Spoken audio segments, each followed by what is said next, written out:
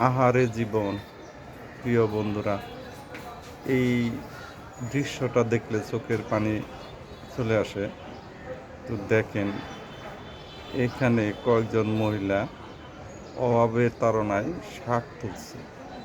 তো শাক আপনাদের আর একটু জুম করে দেখায়। এই দেখেন কত কষ্ট করে তারা শাক তুলতেছে।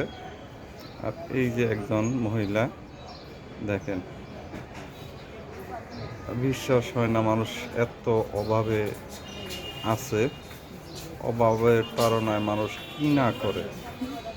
তো ভিডিওটা আপনাদের শিক্ষণীয় একটা ভিডিও দিলাম। দেশের পরিস্থিতি ভালো না, আর যে শাক নিয়ে কারাকারিও লাগে।